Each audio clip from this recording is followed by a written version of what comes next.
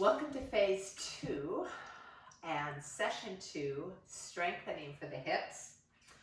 I'm starting with a chair because we're going to do one of my very favorite practices that I missed a lot when I was dealing with limited range of motion is squats. Squats are the best, and if you've ever worked with me in yoga, you know how much I love squatting. I do a lot of squatting to warm up. You're going to want perhaps a band. This is optional, and it's something you move into if you're dealing with a lot of weakness, but it's a light band. These are great. I'll put the link for these bands, which you can get on Amazon for $12, and you get, I think, a set of 6. So I'm going to sit down so I can put it around my feet and then bring it up around the quads. So in the center of the quad, not too close to the knee, definitely not all the way up at hips. And then I'm going to stand up, okay? So sit and stand is one name for this exercise. Sit and stand, and you know, that's something we want to be able to do throughout our life, is to get up out of a chair. So we're going to practice that. I call it the chair master. So bring the feet hip distance, or maybe a little wider than your hips, straight ahead. Okay, you want to keep the knees tracking over the second and third toe. Tone the belly, super important. Lift the rib cage. So bring in your alignment principles of mountain pose. If you're not sure what that is, look up Tadasana on my YouTube channel. Take you all the way through it. Super important that you practice Tadasana in every pose. So here we are, aligning our spine between the earth and the sky. We're going to start small. Okay? So hands on the thighs. So I want you to feel the top of your thighs going back, bottom up, knees bending. Look to see that your weight's staying back, so your knees are not jutting over the toes. That would be tucking the tail. Okay, so this is what not to do. So bottoms up, knees back. And just come up. Let's just do that a few times. So a demi squat, just dropping down. And believe me, when you've had pain from flexion of the hips and you can't do this, it's so rewarding to do it again. This little teeny motion. Oh, because, why is it rewarding? Because this is our strength move. This is what allows us to change elevation from the ground to standing, from a chair to standing. And I don't know about you, but I want to be able to lift myself up throughout my life. So I'm toning the belly, just these little squats. Now what I'm doing with the band is I've come out just wide enough. You want to have enough tension on the band. So I'm keeping the legs drawing outward. Sometimes people collapse their knees together. So the band will help to avoid that. And we're going to breathe. Okay, so let's inhale down and exhale, squeeze your way up. Squeeze the quads, straighten the legs, squeeze the glutes and the hamstrings to bring the pelvis back to neutral. Now we're going to grow this. Maybe this is where you stay. Maybe if it's even a smaller. What I found the first couple of days I did this after surgery is I just did probably a set of 15 of all my exercises, and believe me, I felt it later that day because I wasn't doing anything for 2 weeks except activating. So watch phase 2. I'm going to take the arms forward just to counterbalance my hips going back, going a little bit lower. Reach and lower. Take it a little wider. Squeeze on the way up. Keep the heart lifted, head up. Now, you might be ready to take a break already, so just know that you're working your way into this, just like I did. Took about 4 days. This is probably day 5 of doing the strength work. Okay, so it's amazing how quickly our bodies can recover, as well as how quickly they fall apart. So, which direction are you headed? Together or apart? Okay, now we're going to do the sit and stand. So here's the chair. So I'm going to reach forward and back and find the seat of the chair. I'm going to give you another way to do that if that feels scary. Hands on the chair, hinge forward, give a little push. Come back, reach for the chair, and come down. Come forward, but we don't want to have to rely on our upper body. Although I have had to, in the past, kind of push myself up out of the chair. And that just brings all kinds of problems because then you're not aligned. So down and up. The chair master. Down. A lot of people get scared the chair's not there, but there it is. Make sure your chair's not going to slide. Put your hands on your thighs. Lean. Need a little help. And down. Okay, that's probably enough of that. Or not. Again, do it often. Don't just do it once a day. Every time you're in a chair, which is probably more than once a day, come out of the chair, go back down to the chair. Or maybe just little lifts, like this, squeeze. Say you're in a car, passenger of course, or on an airplane, squeeze and lift. Just keep those legs lively so they work for you. Come up. Okay, so second one, that was for mostly for our glutes and hammies, but of course working the quads too. They all work together. Now we want to get to the abductors, abductors. Option, hands on the hips, get your alignment, tone the belly, zip it up, shifting the weight into one leg, bring the other leg out. Now here's the important part I want you to get. You need to kick your heel out and face your knee forward, or even think of rolling the whole thigh inward. If you roll outward, first of all, that's external rotation, and you don't want to draw it out and kick up. That's your hip flexors. We'll do something else for those. We want to get the glute medius, okay? That opens it. That's really stabilizing our pelvis. You're also working that very same muscle, stabilizing the standing leg. Okay, so you put your hands there and feel. And you could just touch your toe and come back. Touch your toe, come back. Don't come back too far, you gotta keep your... Now what I'm gonna do is I'm gonna change the elastic band from my thighs down to underneath my knees, because it's gonna put a little bit more. Now I have to step wider to keep it taut, and then lift and bring it down and lift. So again, you could change where the tie is. It's going to change the resistance. You want a comfortable resistance. At first, you're going to touch the toe and try not to lean your body. You want to stay lifted and tall. Lifted. Kind of helps to use the arms. Lift, lift. Let's do one more that side. And you're going to step onto that leg. Shake it out a little bit. Plug that leg in. And the key to not leaning into this hip is to take your thigh back. Can't say it enough.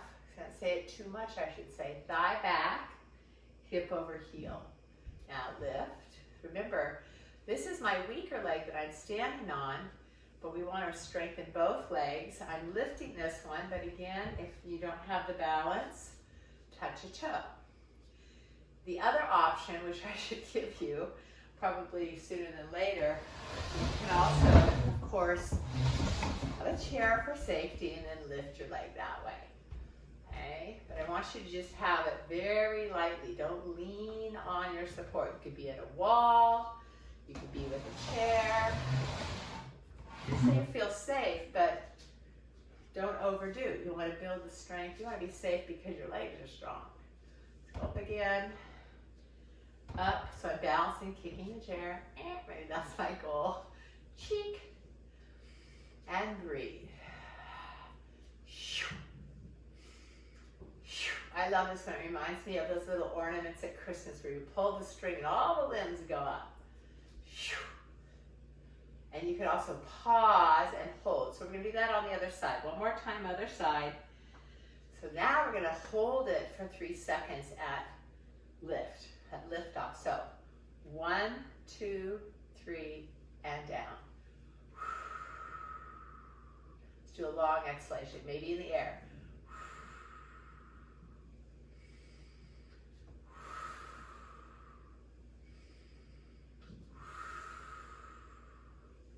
One more.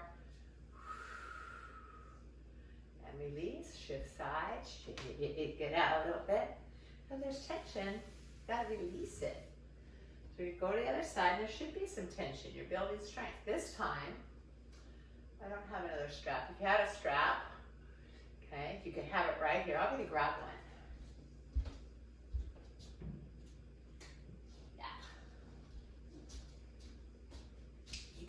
Get your upper body at the same time.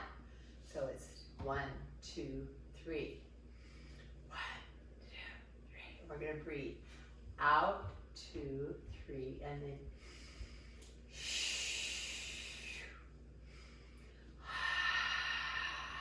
it's actually better to exhale with your jaw dropped with an aha breath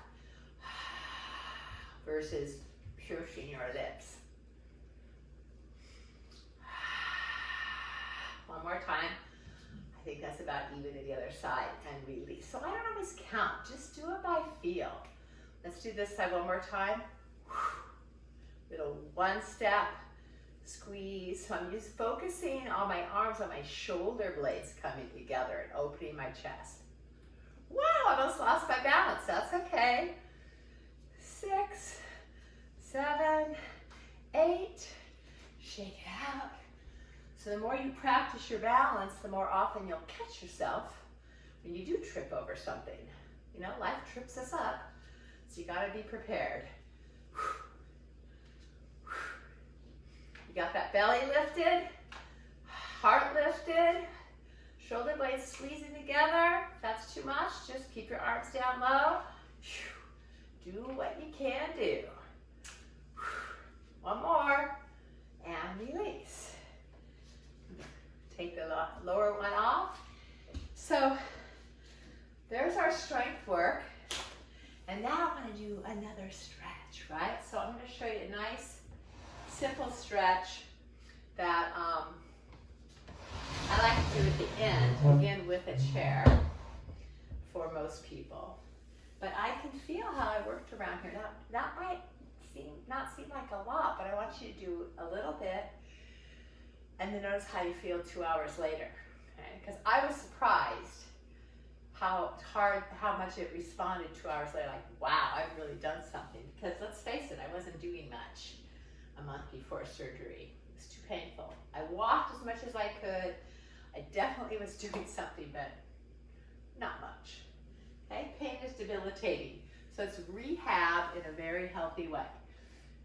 Bottoms up, heart open, feet well planted and lifting your head and your heart to the sky. Find that balance in that little squat, okay? Huddle up position, I call it. Then take the hands to the chair. You can use a bed, chair, sofa, whatever.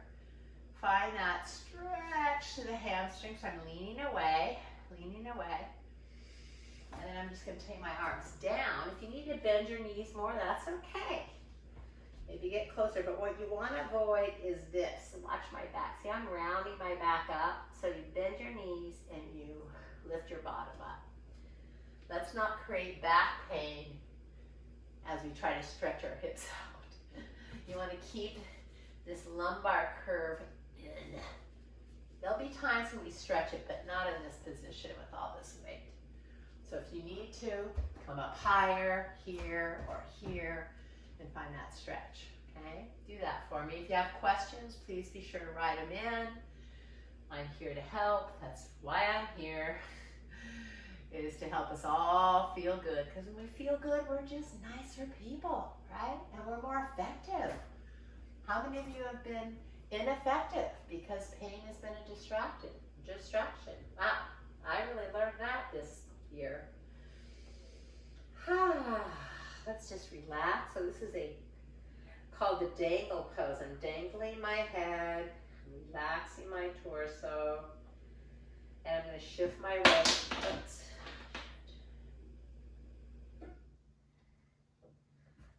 I'm going to shift my weight a little right to left, so I'm not only getting the hamstring, I'm really moving the stretch point around. I call these releases, so it's just gentle movement. I'm not holding that long stretch again. I'm just easing it out. From here, I'm going to lift again through my heart, work my your way up. Bend the knees. Stand up. Shake it out a little. And then what I like to do is keep the hips forward. Take my hands up, fingers down, thumbs up to my shoulders. Okay? I'm going to face you. And then gently twist. Now, watch my hips. Hips are not moving, okay? Especially if you have anterior hip surgery. You want to keep that hip back. I'm just moving the rib cage.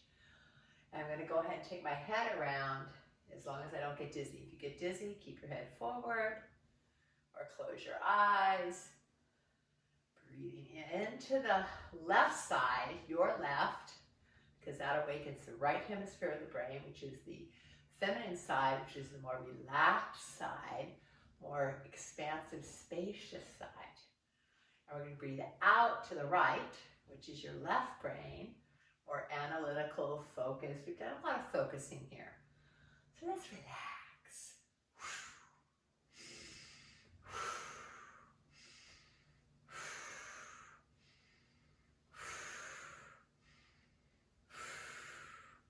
Again, keep the head forward if you need to. Make it easy. You could go slower than this. You could go faster if you want. But I find slower is better.